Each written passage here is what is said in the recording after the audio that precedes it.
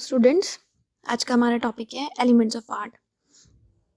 Elements of art and elements of design दोनों ही same होते हैं हमारे विजुअल आर्ट में, फैशन डिज़ाइनिंग में, या आप टेक्सटाइल में जाएंगे तो जो भी हमारा बेस है वो हमारा इसी पे डिपेंड करता है।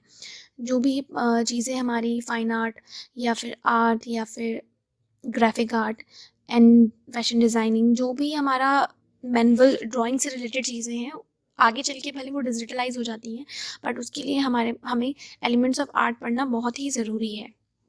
और एलिमेंट्स ऑफ आर्ट में हमारे पास line, shape, form, space, value, texture and colour, ये हमारे पास 7 एलिमेंट्स हैं। वैसे हम लोग मोस्टली जब पढ़ते हैं तो हम 6 एलिमेंट्स के बारे में पढ़ते हैं, बट शेप इसमें ऐड ऑन हुआ है क्योंकि शेप हमें फॉर्म को समझने में हेल्प करता है। अब आप अपने चारों तरफ जो भी चीज़ें देखते हैं उसमें आपको कलर, स्पेस, शेप, लाइन, आपको सब चीज़ें दिखाई देती हैं, क्योंकि जो भी चीज़ें हमारी आइज़ व्यू करती हैं उसमें आपको कहीं ना कहीं, अगर आप फ्लावर भी देखते हैं तो उसमें आपको लीफ की शेप दिखाई देती है, और डिफरेंट डिफरेंट लीफ अलग अलग शेप की होती हैं, कलर्स की होती हैं, टेक्सचर की होती हैं। तो ये सारी चीज़ें हमने ये नॉर्मल लाइफ से ही ली हुई हैं और ये हमें समझना बहुत ज़रूरी है। इसमें हमारे पास सबसे पहले आता है लाइन। लाइन बहुत सारी टाइप की होती हैं। लाइन एक पॉइंट से मिलके बनती है। जैसे आप एक डॉट लगाएंगे, जब वो एक डॉट को हम आगे कंटिन्यू करते हैं तो वो जहाँ पे जाके रुकता है वहाँ पे हमको एक लाइन मिलती है। ये इसकी डेफिनेशन है। एंड लाइंस हमें, कोई भी ड्राइंग जब हम करते हैं तो सबसे पहले हमारे पास लाइन होनी ज़रूरी है, क्योंकि विदाउट लाइन हम कुछ भी ड्रॉ नहीं कर सकते हैं। हर चीज़ की शुरुआत हमारी लाइन से होती है, जिसे हम हिंदी में कहते हैं रेखा। हर चीज़ जो है वो रेखा से जुड़ी होती है। आप यहाँ पे एग्जाम्पल भी देखेंगे, अगर आप एक पेड़ भी बनाते हैं, आप एक अ, कुछ भी जो भी चीज़ आप बनाना चाहेंगे, आप आई बनाना चाहेंगे, आप अपने कैरेक्टर बनाना चाहेंगे, आप एनिमल बनाएंगे तब भी आपको लाइन चाहिए, आप फ्लावर बनाएंगे तब भी आपको लाइन चाहिए, क्योंकि बिना लाइन के हम कोई भी ड्राइंग नहीं कर सकते हैं। सिर्फ हम एब्स्ट्रैक्ट चीज़ें, अगर कुछ एब्स्ट्रैक्ट बनाना चाहते हैं, वो भी सिर्फ पेंटिंग में होता है कि जब आप एब्स्ट्रैक्ट पेंटिंग बनाना चाहते हैं तो उसमें लाइंस क्रिएट नहीं होती हैं, आप डायरेक्ट कलर फ्लो करते हो, लेकिन कहीं ना कहीं उसमें भी लाइन क्रिएट हो जाती हैं। तो लाइंस हमारी, आप लाइन हमारे पास अलग अलग टाइप की होती है, जैसे कि horizontal line, straight line, rough line, smooth line, thick line, thin line, vertical line, curved line, dark line, light line, broken line. तो हमारे पास रेखाएं बहुत अलग अलग टाइप की होती हैं। जैसे हम हिंदी में समझेंगे तो आड़ी, तिरछी, खड़ी, पड़ी रेखाएं अलग अलग टाइप की, टूटी हुई रेखाएं, मोटी रेखा, पतली रेखा।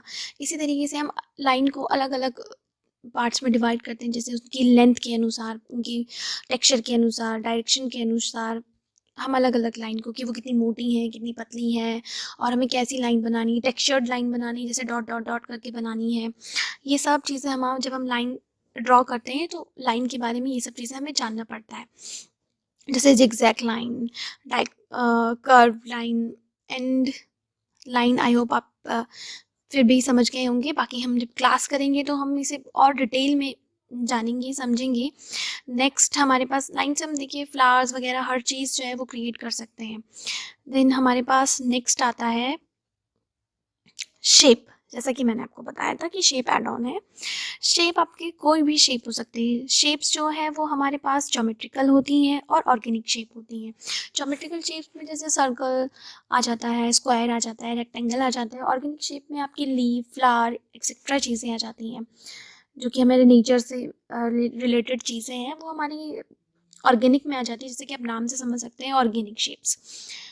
एंड ज्योमेट्रिकल शेप्स जो हमारी होती है, एक्चुअल में जो शेप है वो 2D होता है, जो कि फ्लैट सरफेस होता है। आप इसे देखेंगे आपको कोई वॉल्यूम समझ में नहीं आएगा, बिल्कुल सिंपल एक सरफेस आपको मिल रहा है। लेकिन जब आप फॉर्म में आते हैं तो फॉर्म हमारा 3D होता है, और जो हमारी शेप्स होती हैं वो 2D होती हैं, जैसे कि आप इसमें देख सकते हैं। नेक्स्ट इसमें आपको दिखता है कि बहुत सारी शेप्स यूज़ करके हम बहुत सारी चीज़ें बना सकते हैं, बट ये फ्लैट ही होगी। आप ये पेंटिंग देख सकते हैं, इनमें चीज़ें देख सकते हैं, ये सब फ्लैट है, इसमें कोई वॉल्यूम नहीं है। नेक्स्ट हम आते हैं फॉर्म पे। जैसा मैंने आपको बताया कि जो शेप है वो 2D है और जो फॉर्म है वो 3D है। तो आप बिल्कुल देख सकते हैं कि ये आपको 3D पिक्चर मिलती है। जैसे कि आप देखिए इसको, इसमें वॉल्यूम आपको पता चल रहा है कि वॉल्यूम में एक हाथी है और आपको पूरा इसका बाहर महसूस हो रहा है। तो ये 3D है, जो फॉर्म होता है वो 3D होता है, एंड जो शेप होती है वो हमारी 2D होती है। जो हमारा फॉर्म है उसमें आपको हाइट, विड्थ एंड डेप्थ सब चीज़ें आपको मिलेंगी, लेकिन फॉर्म में ऐसा नहीं होता है।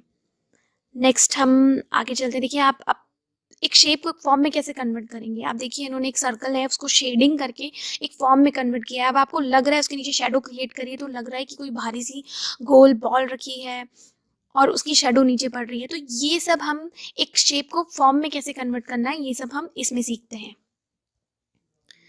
देन नेक्स्ट हमारा आता है वैल्यू। वैल्यू होती है हमारी टोन, जिसमें टोन जैसे हिंदी में हम कहते हैं तान, एक लाइट टू डार्कनेस की तरफ या डार्कनेस से लाइटनेस की तरफ जो हमें एक कलर के डिफरेंट डिफरेंट शेड्स मिलते हैं उसे हम वैल्यू कहते हैं। आप समझ सकते हैं कि तान या शेड्स जो आपको मिलता है एक कलर का उसे हम कहते हैं वैल्यू। जैसे आप यहाँ पे देखेंगे ये दिख रहा है आपको कि पहले डार्क है, फिर इसमें वाइट को हमने ऐड ऑन किया तो ये लाइट लाइट लाइट लाइट होता चला गया। तो ये आपका टिंट है, इसे हम कहते हैं टिंट। एंड नेक्स्ट जो हमारा आता है टोन, इसे कहते हैं टोन। जब हम ब्लैक ऐड करते हैं टोनिंग एंड शेडिंग निकलती है, जिससे कि हम एक किसी भी ऑब्जेक्ट को वॉल्यूम क्रिएट कर सकते हैं, वॉल्यूम दे सकते हैं। और इसका स्केल ये आप देख सकते हैं, पहले लाइट है फिर डार्क डार्क डार्क डार्क होता जा रहा है। और इसी के शेड से, ग्रेडियंट से जब हम एक शेड पूरा देते हैं किसी चीज़ को तभी हमारी वॉल्यूम निकल के आती है, क्योंकि डार्क टू लाइट जब हम किसी चीज़ को क्रिएट करेंगे तभी हमें वॉल्यूम मिलेगी। इसीलिए हमें वैल्यू भी समझना ज़रूरी है। नेक्स्ट हमारे पास टेक्सचर आता है। टेक्सचर हिंदी में कहते हैं टेक्सचर को बनावट, एक सतह की बनावट या फिर सरफेस टेक्सचर। ये rough, smooth, sticky, Fiji, soft and silk कुछ भी हो सकता है। और आप इसे विजुअली आंखों से भी देख सकते हैं। कुछ टेक्सचर्स ऐसे हैं जिन्हें आप सिर्फ देख सकते हैं, जैसे प्लाईवुड होती है वो आप आंखों से देख के फील कर सकते हो कि कुछ टेक्सचर है, बट आप छू के उसे नहीं देख सकते। वैसे ही आपका दूसरा टेक्सचर है होता है, जैसे कि आप देखेंगे पेड़ की छाल का टेक्सचर आपने देखा होगा, तो आप उसे देखेंगे तो आप उसे छू के पहचान सकते हैं। विजुअल तो देख ही सकते हैं बट आप उसको छू के भी फील कर सकते हैं कि टेक्सचर हेयरी है, स्मूथ है, कैसा है, आप देख भी सकते हैं। इस टाइप से हमारे 2 टाइप के टेक्सचर होते हैं। और हमारे पास ये भी होता है कि हमें मैन मेड टेक्सचर भी मिलते हैं और हमें नेचुरल टेक्सचर भी मिलते हैं, जो कि हमें, जैसे लीफ है फॉर एग्जांपल के लिए, जो कि हमें नेचर खुद प्रोवाइड करती है। और कुछ टेक्सचर ऐसे हैं जैसे हम घर में अपने टेक्सचर क्रिएट करवाते हैं, वो मैन मेड टेक्सचर्स हैं जो कि हम खुद क्रिएट करते हैं। नेक्स्ट हमारे पास आता है कलर। कलर जैसे कि आप सबको पता है, कलर सबसे मेन चीज़ है जो कि हम पूरे वर्ल्ड में सबसे ज़्यादा कलर ही देखते हैं। हम एक दूसरे को भी देखते हैं तब भी हमें कलर्स ही दिखाई देते हैं। देन हम कलर की थ्योरी के बारे में थोड़ा सा जानते हैं, क्योंकि आपको ये थ्योरी सबको पता होगी कि जब हम एक प्रिज्म में से सनलाइट को पास करते हैं तो हमको 7 कलर्स दिखाई देते हैं, एंड सनलाइट की वजह से ही हमको कलर्स दिखाई देते हैं। अब हमने कलर्स को उनकी अलग अलग नेचर की वजह से हमने उसको बहुत सारे अलग अलग कलर में डिवाइड किया है, जैसे कि प्योरिटी के बेस पे, एंड उसकी थिकनेस, डार्कनेस, उसके इफेक्ट्स के बेस में हमने उसको अलग अलग कलर में कलर व्हील बना के बांटा है। जैसे कि आप देखेंगे इसमें आपको बहुत सारे कलर्स दिख रहे हैं। कलर्स को हमने mainly primary, secondary and tertiary and complementary colours, analogous colour and cold colour, hot colours, जिसे हम वार्म कलर भी कहते हैं, अलग अलग कलर्स में डिवाइड किया हुआ है। जो कि आप, हमारी जब क्लास होगी फिर हम आपको डिटेल में बताएंगे कि कलर्स क्यों अलग अलग हैं, वार्म कलर क्या होते हैं, उनका क्या इफेक्ट होता है, कोल्ड कलर क्या होते हैं, प्राइमरी कलर्स क्या होते हैं, क्योंकि वो प्योर होते हैं, वो मिक्स होके नहीं बनते हैं। प्राइमरी कलर्स को एक दूसरे के साथ जब हम मिक्स करते हैं तो हमें सेकेंडरी कलर्स मिलते हैं। इस तरीके से हम आपको क्लास में समझाएंगे कि प्राइमरी कलर्स सही होते हैं, देन सेकेंडरी कलर्स होते हैं। फिर हमारे पास नेक्स्ट आता है स्पेस। स्पेस हमारे लिए बहुत ज़रूरी है। जैसे आप देखेंगे ये सारी चीज़ें हमें एक ड्राइंग के लिए, कैरेक्टर डिज़ाइन के लिए, या हम कहें कि कोई भी जो हम सिनेरियो बनाना चाह रहे हैं, कोई भी सीन जब हम एनिमेशन के लिए एनिमेट करना चाह रहे हैं, उसके लिए बहुत ज़रूरी है, क्योंकि हमको बेसिक नॉलेज यहीं से शुरू करनी है।